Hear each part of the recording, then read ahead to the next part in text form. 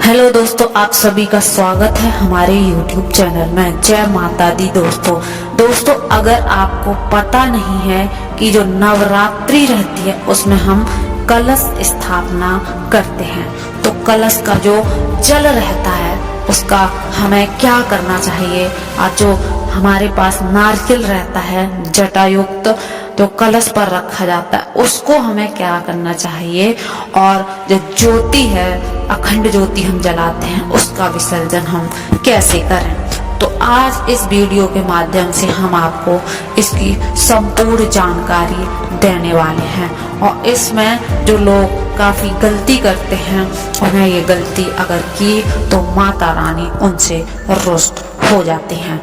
तो पूरी जानकारी और सही उसका क्या करना चाहिए जानने के लिए हमारी वीडियो के अंत तक बने रहें।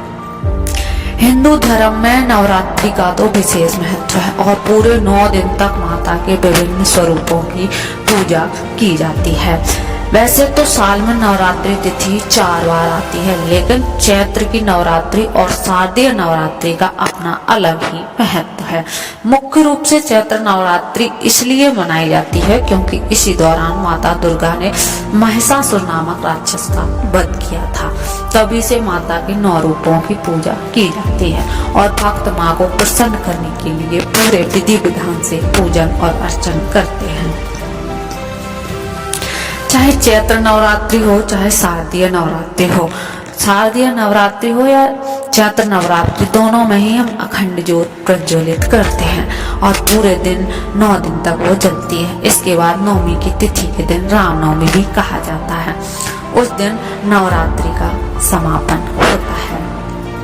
अक्सर हमारे मन में इस बात को लेकर जिज्ञासा होती है कि नवरात्रि के समापन के बाद बची हुई पूजन सामग्री कलश नारियल का क्या करना चाहिए, और यदि आपने अखंड ज्योति जागृत किया तो इसका विसर्जन कैसे करना चाहिए। हमने इस बारे में पंडित जी से, जो रमेश भोजराज द्विवेदी हैं, उनसे बात की है, तो आज हम पूरा आपको बताने वाले हैं।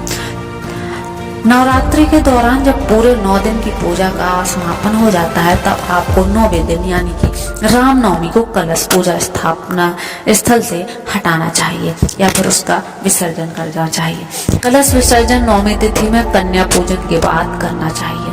9वीं तिथि के दिन कन्या पूजन होने के बाद आप कलश को विसर्जित करने के लिए सबसे पहले उसके ऊपर से नारियल उठाकर अलग रख दें और नारियल की चुनरी निकाल कर रख लें। कलश विसर्जन किसी भी नवरात्रि तिथि के समापन के बाद ही करना चाहिए। आप चैत्र नवरात्रि के बाद 10वीं तिथि के दिन भी कलश का विसर्जन कर सकते हैं। ध्यान रखें, कलश विसर्जन हमेशा शुभ मुहूर्त में ही करें। जब आप कलश को माता की चौकी के पास से उठाएं तो सबसे पहले नारियल को अलग करके एक लाल कपड़े में बांधकर घर के मंदिर या घर की तिजोरी में रख सकते हैं। आप इस नारियल को नदी में भी प्रवाहित कर सकते हैं।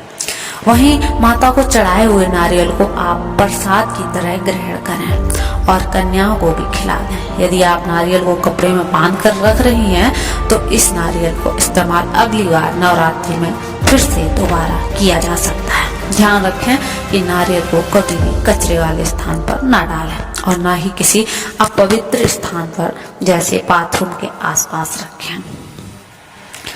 कलश में रखे हुए जल का क्या करना चाहिए। कलश में नारियल हटाने के बाद इसमें रखे जल को पूरे घर में छिड़क दें और बचे हुए जल को किसी गमले में डाल दें। कभी भी इस जल को नाली या बेसिन में नहीं बहाना चाहिए। इस जल को गंगा जल के समान पवित्र माना जाता है और इसे पूरे घर में छिड़कने से पूरे घर में सकारात्मक ऊर्जा आती है। वहीं इस कलश के भीतर रखे सिक्के को आप अपनी तिजोरी या पर्स में रख सकते हैं। इससे आपकी आर्थिक स्थिति अच्छी बनी रहेगी। चैत्र नवरात्रि के बाद अगर आप अखंड ज्योत जलाते हैं तो उसका क्या करें। नवरात्रि के समापन के बाद यदि अखंड ज्योति प्रज्वलित करते हैं तो कोशिश करें कि उसे अपने आप ही शांत होने दें। कभी भी अखंड ज्योति को जानबूझकर या फूंक कर नहीं बुझाना चाहिए। यदि आप ऐसा करते हैं तो यह शुभ नहीं माना जाता है।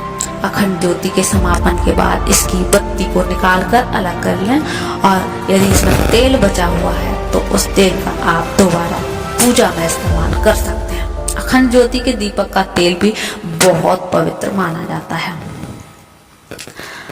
जब आप कलश विसर्जन कर दें तब कलश के पास उगे जवारों को बर्तन में निकालकर किसी गमले में इसका विसर्जन कर दें। इससे कुछ जवारे निकलकर अपनी तिजोरी या पैसों के स्थान पर रख लें। इससे आपके घर में कभी भी धन की कमी नहीं होगी। मान्यता है कि जवारे आपके घर में सुख और समृद्धि का प्रतीक माने जाते हैं।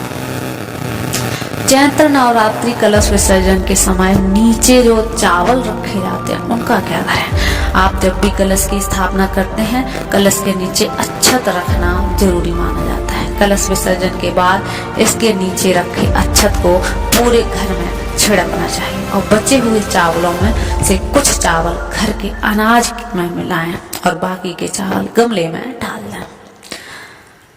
चैत्र नवरात्रि में कलश विसर्जन करते समय ये नियम भी अवश्य अपनाने चाहिए। जब भी आप कलश की स्थापना घर में करें तो आपको ध्यान रखना चाहिए इसका नियम से विसर्जन जरूर करें। यदि आप इस कलश का विसर्जन नहीं करते हैं तो ये माता का अपमान होता है। कलश विसर्जन के समय आपको कुछ मंत्रों का जाप जरूर करना चाहिए। इसमें से ओम ए ह्रीं क्लीं चामुंडाई भिक्षे मंत्र का जाप करना सबसे शुभ है। यदि आप कलश की स्थापना घर में करते हैं तो आपके लिए कन्या पूजन करना भी बेहद जरूरी हो जाता है। इससे ही पूजन का पूर्ण फल आपको मिलता है। यदि आप नवरात्रि के बाद कलश विसर्जन के समय यहाँ बताई गई बातों को ध्यान रखते हैं तो आपके घर में सदैव खुशहाली बनी रहेगी। धन्यवाद।